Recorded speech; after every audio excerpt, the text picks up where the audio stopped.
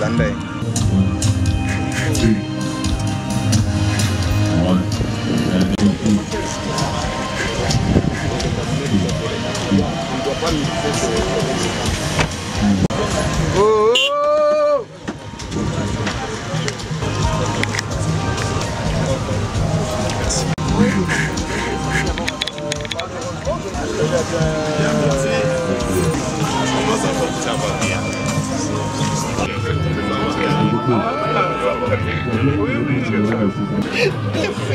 Non, mais c'était pas ça.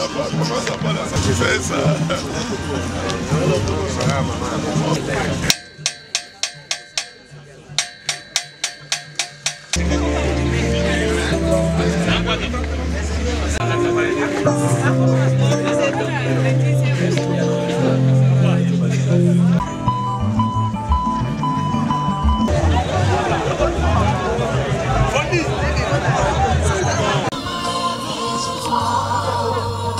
D'abord, ce qui est écrit sur toutes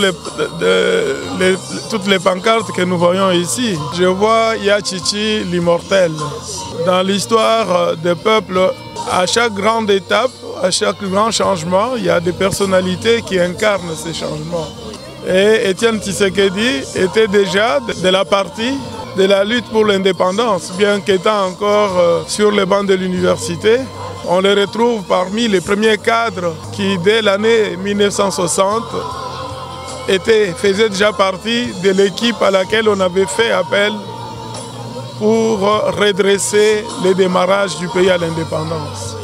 Après toutes les années troubles de l'indépendance, il s'est retrouvé membre du gouvernement, non pas du fait de prince comme il arrive souvent que ce soit les chefs qui choisissent, mais en tant que délégué par la province dont il était originaire pour les représenter au gouvernement central, dont il avait hérité d'ailleurs d'un tout grand ministère, le ministère de l'Intérieur. Mais Étienne Tshisekedi a surtout marqué l'histoire de notre pays dans son combat pour un état de droit dans ce pays, pour la démocratisation effective de notre pays. Et c'est ce combat-là qu'il a marqué de son empreinte. Et c'est ce combat-là qui l'immortalise dans notre histoire. Et lorsqu'aujourd'hui, l'UDPS est au pouvoir, un pouvoir acquis par le processus démocratique, avec un président élu, bien que venant de l'opposition. Donc ça donne à ces combats encore plus d'éclat. Donc voilà ce que je peux résumer de ce que j'ai retenu de la grande personnalité d'Étienne Tshisekedi. Et c'est un avantage pour moi d'avoir été à ses côtés.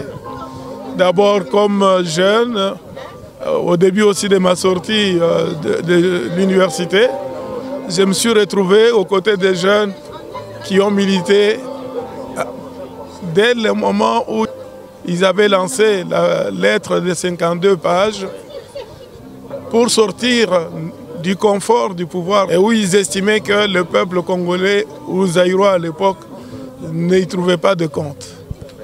Et avec cette lettre, alors qu'ils étaient arrêtés, accusés avec un grand procès, nous nous sommes retrouvés parmi les petites mains à l'ombre qui ont aidé à vulgariser ce message et à les porter à travers nos cités jusqu'à la création du parti, toujours dans la clandestinité.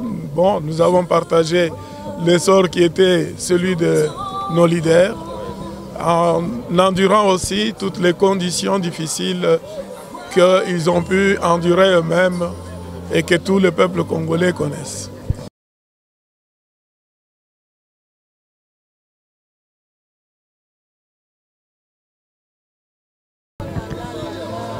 Mais des personnalités pareilles, avec des traces aussi indélébiles, ne peuvent qu'être regrettés, et lui particulièrement pour notre parti. Son absence est vraiment remarquable.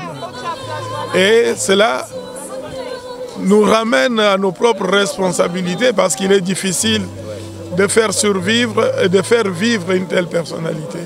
Et c'est à ces défis-là que nous sommes appelés chaque jour. Ben, si c'est la vie de combattants de la base, bon, notre parti, comme le disait Étienne Tshisekedi, l'UDPS était le parti de la base. Et ça a été, il le traduisait par cette image que le pouvoir à l'UDPS, c'est une pyramide renversée. Bon, en tant que responsable politique, généralement, on ne peut pas s'attendre à faire l'unanimité. J'ai eu un passage au gouvernement. Bon, chacun les juge à sa manière. Mais pour ma part, je crois avoir pris mes responsabilités à cœur et surtout à faire revivre cet objectif que notre leader a voulu imprimer à son combat politique, lequel combat, comme je vous l'ai dit, j'ai partagé. Donc j'ai voulu réellement me mettre au service de l'érection d'un véritable état de droit en ayant eu en responsabilité un des départements phares, justement, une des grandes fenêtres par laquelle on pouvait juger effectivement de la réalité d'un état de droit dans un environnement certes difficile parce qu'il fallait composer avec l'ancien et le nouveau. Il y avait d'abord des frictions internes, mais je crois que j'ai dû le faire en âme et en conscience. Et quand je me regarde, bon, les erreurs ne manquent pas, mais je crois qu'il n'y a pas de quoi avoir honte. Et bon, il y a des réalités politiques, il y a l'Union sacrée qui appuie le président de la République. Si dans cette configuration interne, à ce niveau-là, on estime que nous pouvons encore servir la nation, on pourrait toujours la servir. Quant à l'ambition de se présenter aux élections législatives, je crois que c'est une ambition qui est aussi légitime pour tout acteur politique. Et c'est cela aussi où on se mesure, on teste si réellement sa personnalité ou l'action publique qu'on a pu mener est acceptée et partagée par une portion de notre population qui, en ce moment-là, pourrait vous accorder, n'est-ce pas, ces suffrages.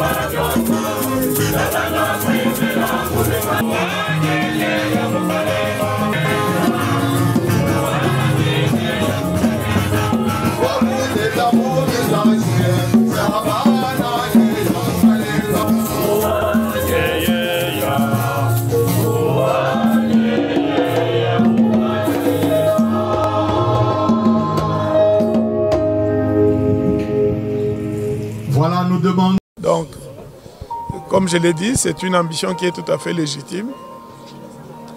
Je ne me suis peut-être pas décidé encore une fois à savoir si je dois me présenter dans quelle circonscription je peux le faire, mais c'est un chemin qui est tout à fait normal et légitime, comme je l'ai dit encore.